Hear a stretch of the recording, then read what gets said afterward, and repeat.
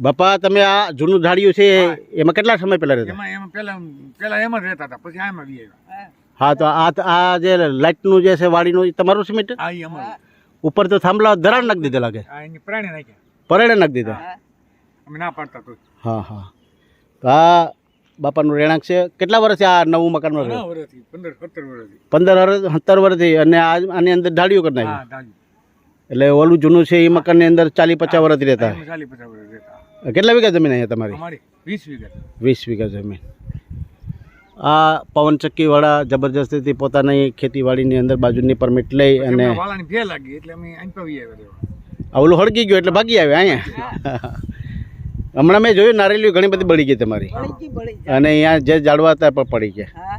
તો તમે કામ કરતા હોય આ ખેતીવાડીની અંદર? હા, એ દોડીએ નથી આવતા. અને અમે તો લડવું પડશે તમારે, બરાબર? ખેતર કલેક્ટર સાહેબની ત્યાં જઈને તમારે ઉપવાસ આંદોલન કરવા પડશે. કરવા પડશે ને? હા, તો ખેડૂતોની સાથે હું પોતે પણ રાતને દિવસ આવીશ. અને આજે રક્ષાબંધનનો તહેવાર છે, પવિત્ર છતાં પણ હું બરાબર આ લોકોને ફોન આવ્યાથી અને ખેડૂતોની સાથે રહી અને આગળના દિવસોમાં અમે સરકારની જે પોલિસી છે, આ ગ્રીન એનર્જીની વાતો કરશે, એ સત્ય હકીકત છે, એ જમીન ઉપર આપણે જાણી અને જોશું આપણે. જય હિન્દ, જય ભારત. બાપા, આ જે જમીનની બાજુમાં તમારી જમીન પવનચક્કીવાળાએ લીધી ત્યારે બિનખેતી કરી હોય તમને પૂછવામાં આવ્યું હતું? નહીં, પૂછ્યું જ નથી. પૂછ્યું જ નથી. તો બિનખેતી કરવા માટે આજુબાજુને જે રાય લેવી પડે છે એ રાય પણ માગી નથી? નથી માગી. તો વાંધા રજૂ કરવાના હોય છે, વાંધા પણ રજૂ કર્યા નથી. આનો અવાજ કેટલો તમને રાતે મળે? ધડાકા થાય. તો ખેતી આપણે કેટલી તમારી? 20 વીઘા. હવે આ રાતના દિવસ તમને હુવા ન દે તો તમારે શું કરવાનું આનું?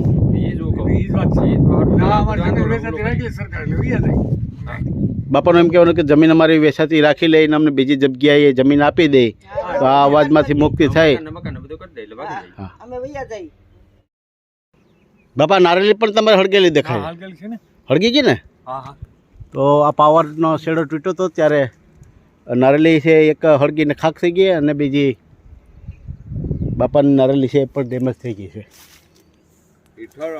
હા, હળગી ગઈ. એ તો જોવા મળી જાય. સળગી ગયેલું હોય ને તો જોવા મળી જાય. નારેલી છે હળગી ગયું છે. 5-7 નારેલી તમારે બાપા હળગી ગઈ. હે? આ તો તમારે તો બહુ મોટું નુકસાન થઈ ગયું ને બાપા. અહીંયા તમારે વાયર તૂટ્યો હતો ને? હા, અને વાયર તૂટ્યો. હા, ધડાકો જો ગાને લાગ્યો. હા, અને ગા ભાગી ગઈ. ભાઈ ઝાડવા તો હશે ને? આ ઝાડવા હતા ને, હા, પડી ગયા બધા. એટલે વાયર તૂટ્યા ત્યારે પાવર બંધ થઈ ગયો નતો? નહીં, ચાલુ જ હતો. ચાલુ હતો. પછી બંધ ગયો મોડો. હા, ને એ જેસીબી ને હમું કરવા માટે આવ્યા હતા, અહીંયા ઝાડવા બધી તોડી નાખ્યા તમારા?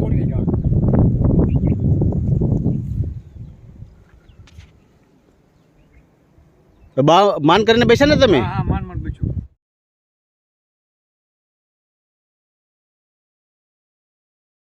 પવનચક્કીના અવાજને કારણે લોકો તમારા આના પવનચક્કીની પાછળ જ ઘર આવ્યું ને બાપા? હા.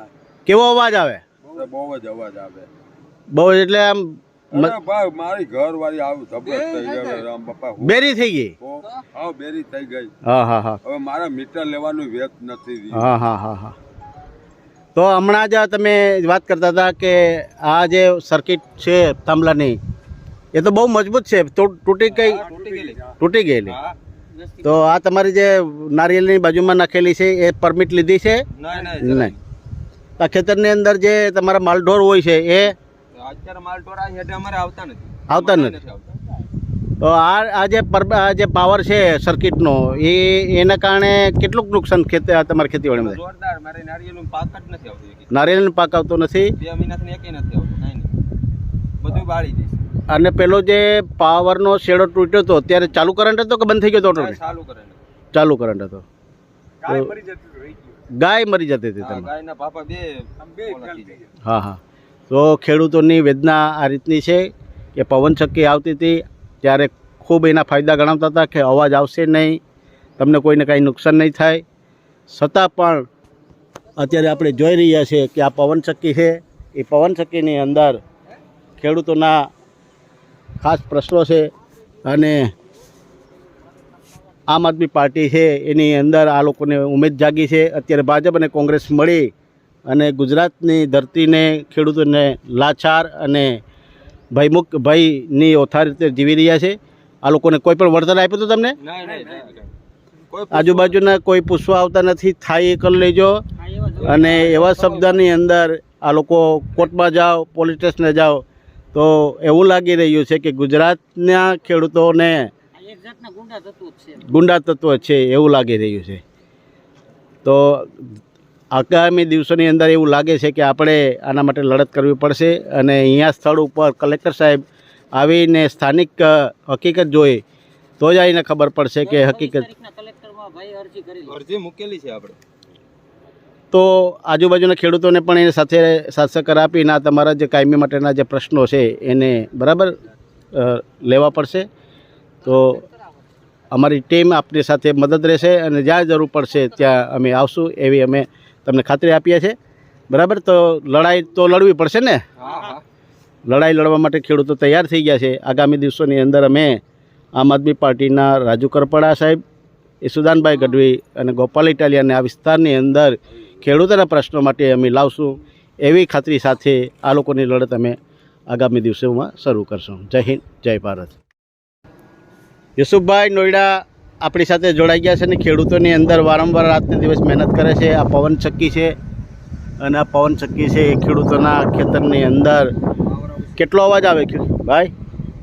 અરે આજ રોજ 9/8/2000 રોજ અમે ડાયડી મુકામે જ્યારે 25 થી 30 ખેડૂતોની વેદના હતી અને હું લઘુમતી તાલાળા આમ આદમી પાર્ટી પ્રમુખ તરીકે મારી નિમણૂક કરેલી હતી અને મેં રામબાપાને બોલાવ્યા આજ રોજ. એ ખેડૂત એટલા બધા પરેશાન હતા આ વાતથી કે અમારી સાથે કાનબાપા ભુવા, કાનબાપા તમને કેટલું બધું આમાં ઘણું બધું તકલીફો થાય છે. અને આ લોકોએ એવું કીધું છે કે અમારે ત્યાં મજૂર પણ આવતા નથી. મજૂર નથી આવતા. અમે આ લોકો જો ગવર્મેન્ટ આમાં અમારું સરકાર ધ્યાન નહીં દોરે તો અમે સરકારને અમારી જમીન આપવા તૈયાર છીએ. એટલા બધા અમે આ પવનચક્કીથી કંટાળેલા છીએ. કારણ કે આ લોકોએ અહીંથી પાછો પાવર હાઉસમાં આપ્યું છે. તો કાનભાઈનું અહીંથી 200 મીટરની અંદર એનું રેસિડેન્ટ મકાન છે. તો પવનચક્કીના એવા નિયમ છે કે જ્યાં રેસિડેન્ટ મકાનને 500 મીટરની અંદર હોય તો ત્યાં પવનચક્કીની મંજૂરી ન મળે. પણ ભારતીય જનતા પાર્ટી એટલી બધી અને આ જે આ પવનચક્કીના કોન્ટ્રાક્ટ છે એ ભારતીય જનતા પાર્ટી સાથે મળેલા છે અને મળીને આ બધું કરે છે. તો ભારતીય જનતા પાર્ટી સામે કોઈ અવાજ ઉઠાવે તો એને જેલમાં પૂરી દે છે. પણ અમે લોકો સાથે સહીએ કાયમી. જેલની અમને કોઈ પરવા નથી. અમે કાયમી જેલમાં જવા તૈયાર છીએ. લોકો એ અમને સંયુક્ત અહીંયા બોલાવ્યા અને અમે રામભાઈ વાજા સહિત આમ આદમી પાર્ટીના ટીમ સાથે અમારે ડૉક્ટર આપાભાઈ અમારી સાથે છે. આપાભાઈએ પણ અમારી આમ આદમી પાર્ટીની અંદર છે. આ લોકોની વેદના છે અને અમે લોકો સાથે કાયમી રહેવાના છીએ. ભારતીય જનતા પાર્ટી હવે ભલે અમને જેલમાં નાખી દે એ પણ અમને મંજૂર છે. પણ આ ખેડૂત હું તમને વચ્ચે રોકતા પહેલાં એમ કહું કે આપાભાઈ, અહીંયા જ્યારે ખેડૂતોને પરમિશન માટે આ લોકો પવનચક્કીના માણસો આવ્યા હતા ને, સમજાવ્યા હતા. તો આજુબાજુના ખેડૂતોને બરાબર 4 દિવસના પરમિશન લેવાની હોય છે. લીધી છે? નહીં કોઈ નહીં. તમારે પૂછવા પણ નથી આવ્યા ને. પૂછવા પણ નથી આવ્યા. તો તમને આ શું છે અવાજ સંભળાય છે? આમ વાત એકબીજાની અવાજ ને કે આખો મારી ઘરવાળી આખી બેરી થઈ જાય એટલું અવાજ ચાલુ છે, બેરી થઈ ગઈ. હા, લાઈવ ચાલુ છે. એટલે આ ભાઈનું કહેવાનું છે કે અમારા જે આ પવનચક્કી આવી છે ત્યારથી ઘરના સભ્ય છે એ આની બેરાશ આવતી જાય છે એવું પણ જાણવા મળે છે. ખેડૂતો લોકોનો છેલ્લો નિર્ણય એવો છે ખેડૂતોનો કે જો આ ગવર્મેન્ટમાં અમારું ધ્યાન નહીં દોરે તો અમે કલેક્ટર ઓફિસે જઈ અને આત્મવિલોપન કરવા પણ તૈયાર છે આ ખેડૂત. અને એટલું બધું આ ખેડૂત ત્રાહિમામ થઈ ગયા છે. એટલે આ નોંધ ગવર્મેન્ટ તાત્કાલિક લે અને આ પવનચક્કી કંપની સામે કાયદેસરની કાર્યવાહી કરે એવી આ તમામ ખેડૂતની માંગણી છે. બાકી આ લેખિતમાં કલેક્ટર સાહેબને ઘણી બધી રજૂઆત કરી છે પણ ભારતીય જનતા પાર્ટી સાથે સરકારી કર્મચારીઓ મળેલા છે એટલે આ અરજીને કોઈ ધ્યાન આપ્યું નથી. આ લોકો કંટાળી ગયા હતા એટલે આમ આદમી પાર્ટી આ લોકોને સાથે આવી છે. જય હિન્દ.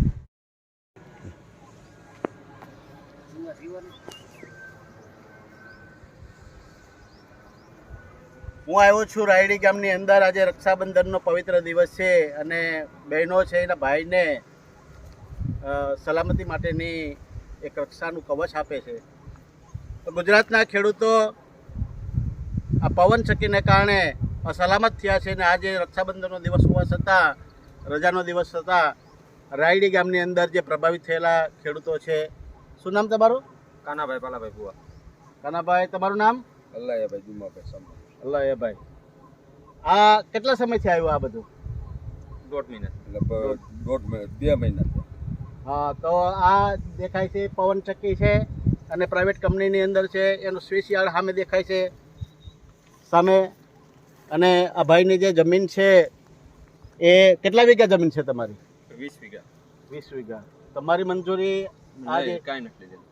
થોડા ઘણા પૈસા દીધા એને મંજૂરી લીધી? કાંઈ બાપા, કેટલા વર્ષથી રહ્યો તમે અહીંયા? અરે ઘણા વર્ષ, ઘણા વર્ષ એટલે 25 16 વર્ષ. 15-16 વર્ષથી. તમે કેટલા વર્ષથી રહ્યો અહીંયા? 40 વર્ષ થયા. 40 વર્ષથી. આ થાંભલા નાખે તમારું ખેતર છે? એ બાજુવાળાનું. બાજુવાળાના ખેતરમાં એની પર મંજૂરી આપી હશે એટલે આ બન્યો હશે. હા. અવાજ? નળી તરફ રૂપો અમારે થાય ને અમારે અવાજ ને બધું સાંભળવું પડે. અવાજ કેટલો આવે? અવાજ તો ધોમ આવે. રાત્રિનો અવાજ આવે. અવાજ નથી દેતો.